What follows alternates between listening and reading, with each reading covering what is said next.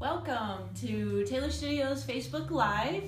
I'm Betty Brennan, founder and president of Taylor Studios, and this is our third Facebook Live session. We interview our very talented staff so you can learn a little bit more about what they do and who they are and the cool stuff we do here. So thanks for joining us. Please ask lots of questions. I mean, they can be tricky, like what's the fastest land animal? We're up for it. Cheetah. Good job, Chris. Was not tipped off to that before. I gave him a heads up on that tough question. and so today we're interviewing Chris. He's our interpretive planner. Hello. Yeah. And so I think, we just want to learn about Chris's background and why he works here. So I'm going to hand that off to you. Oh, thank you. So I've now worked at Taylor Studios. I've been lucky enough to work here since last July. I was previously working out in California at an actual museum, so on the other side of the industry. Yeah. I went to school for museum studies. And I can't help but brag about that. Where did you go to school? So undergrad, I got a degree in history at Yale, and then went to George Washington for a master's in museum studies. Wow. Very impressive. Chris is very humble, but wow. Well, I always make this joke, so if anyone's watching who knows me, I really do think they made a mistake letting me in, so I wasn't gonna let them get away with that mistake. But I loved lots of the teachers that I had at both places and the experiences, especially that I had in museum studies. And it really turned me onto a field that in high school and even early on in college I didn't know existed, and I really knew that not only did I want to inspire people through education, that I really wanted to do so in terms of exhibits and the museum field and nature centers and these spaces which the public goes and which can really reach out and inspire people.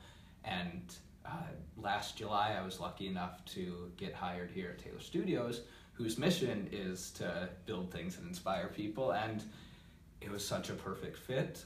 Back in my home state, close to my family, and really getting to create experiences at places all over the country. So I left California and took up this job, and have loved it ever since. Wonderful. And before California, you worked in D.C.? So I was in D.C. and was able to work at Ford's Theater, where Lincoln cool. Was assassinated, Library of Congress, and I got to work for a small exhibit design company, Howard Revis, which really focuses on history exhibits in the DC area, and had great experiences at all of those places, and then was able to go to California and work for a World War II Japanese American veterans nonprofit that were creating their first museum. Wow. So I've just been blessed to have these and to meet so many people who I've learned from along the way. Right. What a diverse skill set. And I can't help ask, but where were you born? I was born in LaSalle County, Illinois, which Betty can appreciate, and maybe which she can appreciate. I was born in Ottawa, which was Streeter's rival. Oh, right, that's true. But LaSalle County is thicker than town rivalry, I guess. There you go. And I think like you grew up going to Starved Rock a lot, right. And just in that area. And another reason I found it really fortunate to be here, seeing that Taylor Studios has done work for Starved Rock. Right, yeah. Yeah, so both from small town experiences and went out and sort of seen the world and are here to inspire the world with what we do. So that's pretty wonderful, I think.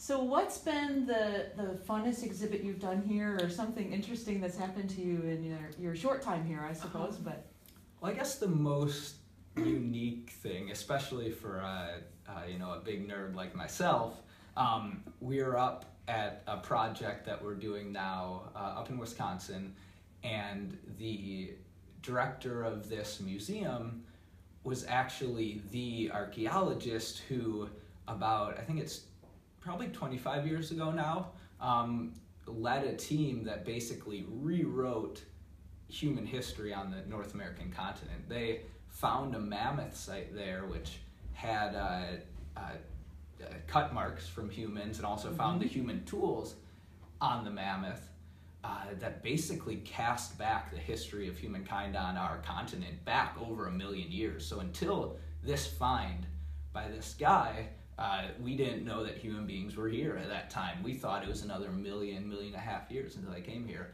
And just a couple months ago, we led the first workshop with this client because they're expanding and they're doing a new exhibition there.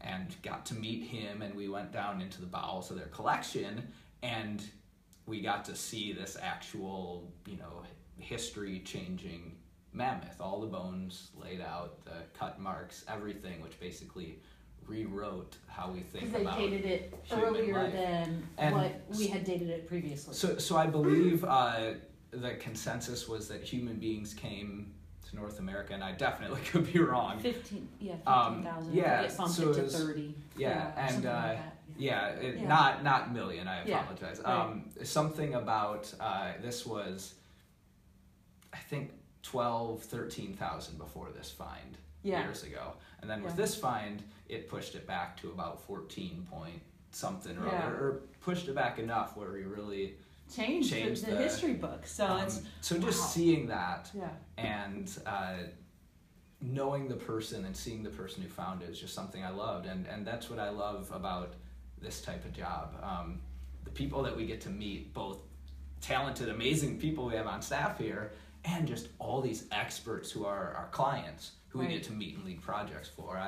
It's like, for me, it's like going to school and taking a new class every day and learning from the experts with each new project. Right. It's amazing the people we get to meet. Right. Maybe a funner classroom. A lot more fun. Again, I'm a nerd, so I enjoyed lots of classes. Right, but, But to meet the actual archaeologists the people who make history and discover history, it's really fascinating. So it's hard to pick, and I've only been here since July, but that was I think my favorite of many good moments already. Wonderful. Yeah.